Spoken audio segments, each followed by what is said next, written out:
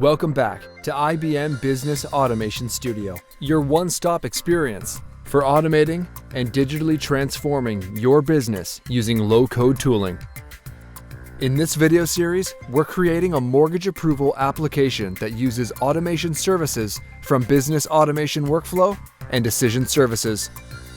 In the first video, we introduced automation services and started creating our mortgage approval application based on a template that we discovered in Business Automation Studio. In this video, we'll add out-of-the-box custom views to our mortgage application and create a decision automation service for a loan risk assessment. To pick up where we left off, we'll start in Application Designer.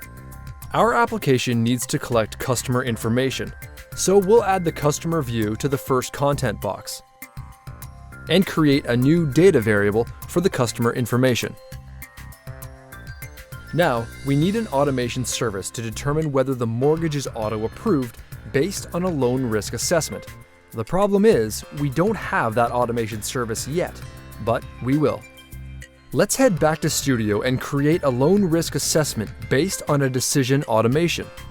We'll go to Automations, click Create, then Decision Automation. We'll fill in the preliminary information, then head over to Decision Designer.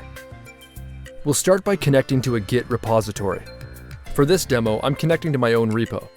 For your purposes, you'll want to connect to a repo where you can save and manage your automation definitions. Now we'll create our decision service.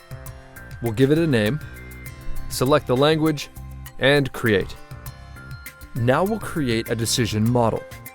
We'll name the model, then click Create. We'll need some nodes, a mortgage amount, which is a number, and the yearly income, which is also a number. Now let's wire these up. Now we'll name the decision is approved and change it to a Boolean. Now let's add some logic. We'll need a business rule. We'll name it Mortgage Approval Logic, and we'll use the recent criteria. Click Create. Alright, now we'll add some basic logic for our demo. If the mortgage amount is less than the yearly income, we'll approve the mortgage request, and we'll decline if the amount is more than the income. In a real-world scenario, this logic would be more robust. Now we'll head over to Run to test out the logic. So if we set the mortgage amount to be less than the income, we can see that is approved shows true. Now if the mortgage amount is more than the income, we can see is approved shows false. Great. Let's head back to the project. Click Share Changes, then Share, and you guessed it, Share. This writes our changes to the Git repository that we connected to earlier. Now let's click View History and create a version. Lastly, we'll click Deploy. Now we'll deploy to the decision runtime environment. And we'll just wait for that to be deployed. Oh look, it's ready. Now we're ready to head back to Studio. We'll click Decisions. Now we can see the decision automation that we just created. Now we have to publish it as an automation service so that we can use it in our mortgage application. The automation service is now published. If we go back to Automations, we can see it listed in the Published Automations section. Let's head back to Applications and continue designing our mortgage approval app. From the Components library, we'll switch to Automation Services and click Add. Now we can locate the decision automation service that we published and select the operation that we need. Now let's drag this automation service right to our page. And there's the operation. We can see that the data is already mapped, and we'll let the automation service create the mortgage amount and yearly income fields for us, with the exception of this Boolean output. And done.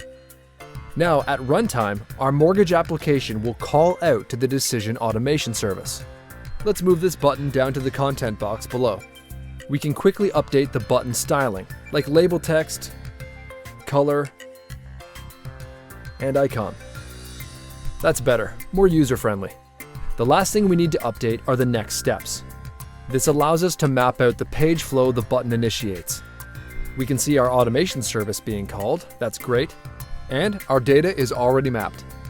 And we'll go to page flow. We're going to create a branch, since this button has two outcomes.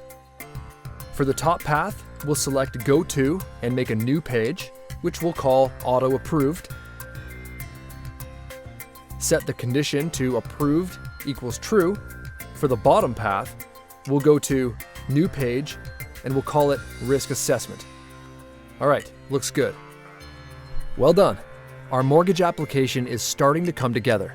We customized the page with out-of-the-box components and created a decision automation service from scratch, and actually called it from our application, all without leaving Business Automation Studio. Very cool.